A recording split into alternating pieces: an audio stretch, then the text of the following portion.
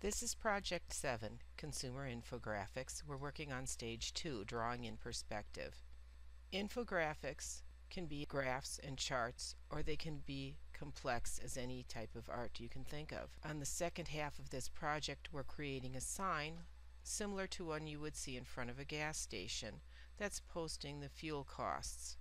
Each side of the sign will display the 3 highest or lowest average fuel prices by state from the previous month. You're going to include a station sign graphic that includes the magazine name and the text showing what type of data is being shown.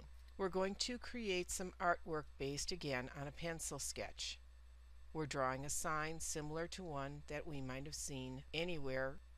Because objects in the real world have depth, the sign that we're drawing is going to reflect that same level of dimension.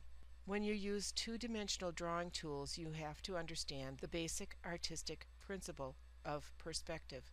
The concept of perspective means that all lines on the same surface or plane eventually appear to meet at a single point in the distance called the vanishing point. Lines move closer together as they approach the vanishing point, and that creates the illusion of depth.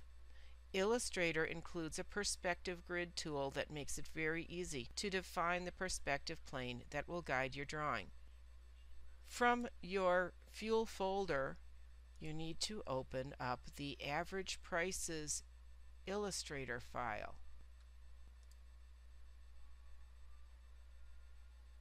As you can see, again, we're going to have issues with missing fonts. You can select to use whichever font you find that works well for you. Zoom in and center your artboard. Looking in the Layers panel, you will see that you have the sketch in the background, which is locked. You'll be using that sketch as your template. You also have prices that are placed on the side that right now are not visible. We will be working on the content layer. Start by choosing the Perspective tool. The chart on page 363 will show you what all the different parts of the grid are.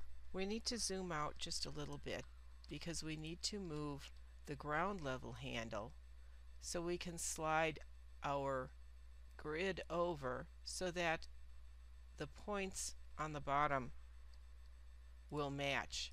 We need to have our grid line up with the center line on the sign graphic.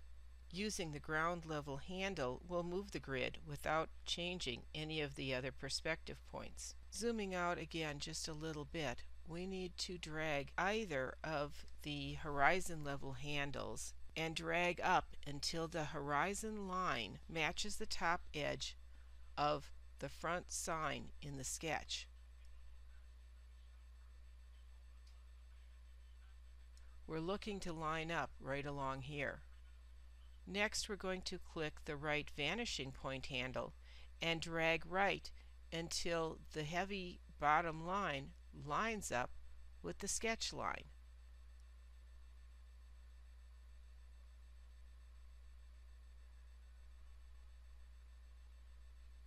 You may have to drag out for quite a distance. Scroll over to the left side, click the left vanishing point handle and drag it until the bottom line of the blue grid lines up. Click the extent of grid handle, and I'm going to do the left side first since I'm over here, and drag it back along the grid until it lines up with the vertical line of the sign. And we'll get it as close as we possibly can. And then go over to the right side and move that one as well. Click the vertical grid extent handle and drag down until the top edge of the grid aligns with the top edge of the sketch sign.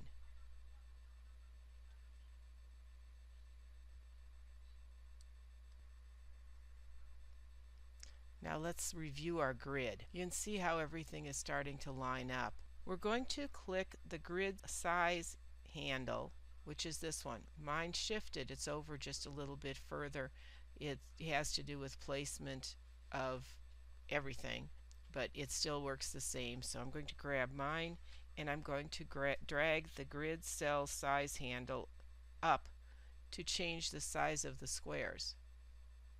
I want the height of the first square to be the same as that height of the platform, and it looks like it's pretty close.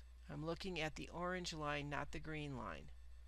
Now we're going to go to View, Perspective Grid, and choose Define Grid. We can define very specific numeric grid settings, and they can be very useful for very precise technical illustration. We're looking here at the field that shows the grid size from our dragging the grid cell size handle. We want this to be a grid line. We were close, but we really want the grid line to be every 50 points. Then change the grid opacity down to 30%. And you can say OK to change this. The opacity change is going to allow us to see what we're building a little bit easier. You probably need to save this at this time as Prices June. Take a few moments to review page 368, Understanding Default Perspective Grids. Illustrator supports 1, 2, and 3-point perspective grids, and they are very useful tools for building three-dimensional appearing objects. We're going to start drawing on our grid next. In your plane switching widget, make sure you have the right grid proxy selected to make that the active plane. Using your rectangle tool with your rectangle tool set to the default, you're going to click at the bottom center corner and drag up and over to create a rectangle for the base of your sign. Select the left proxy in the plane switching widget and starting at the upper right corner, making sure those connect, you're going to click and drag over to make the base of the left side of the sign. Click the horizontal grid proxy and make another rectangle representing the top surface of the entire platform.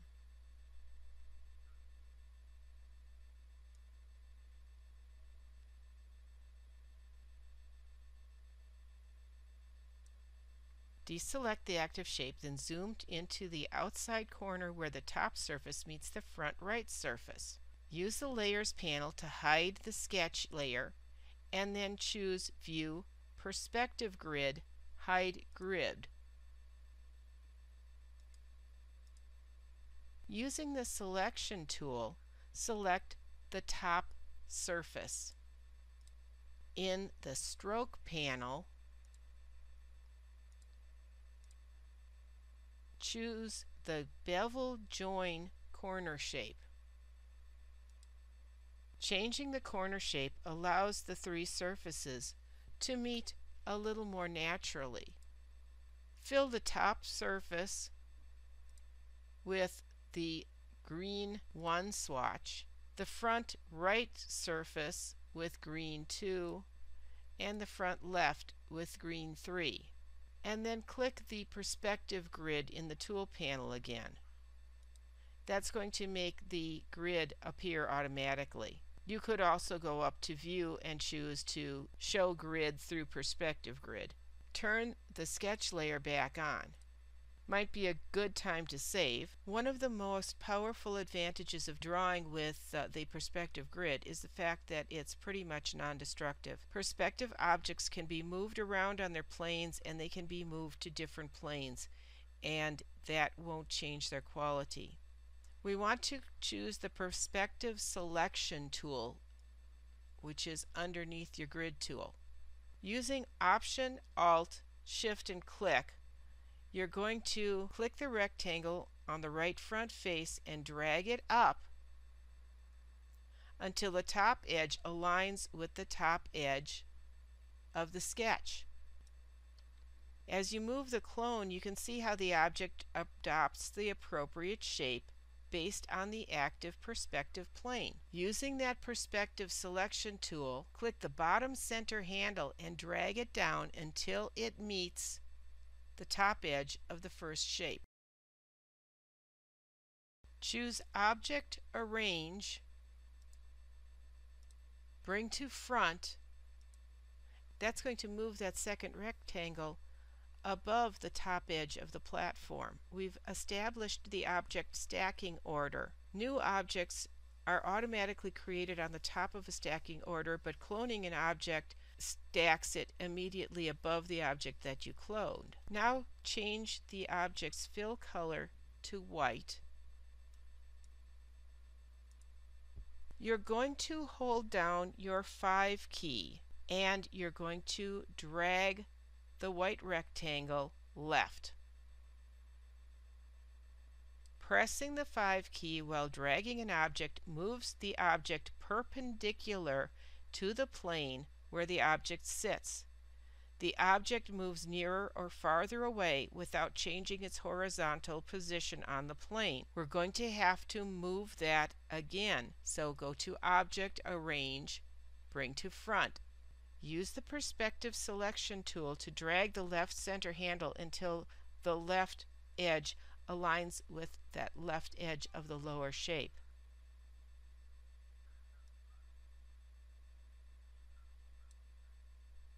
Then drag the right center handle left to bring the edge in slightly from the right edge of the platform. We want to duplicate this side, so we're going to Alt-click on this side and drag it forward to make the duplication.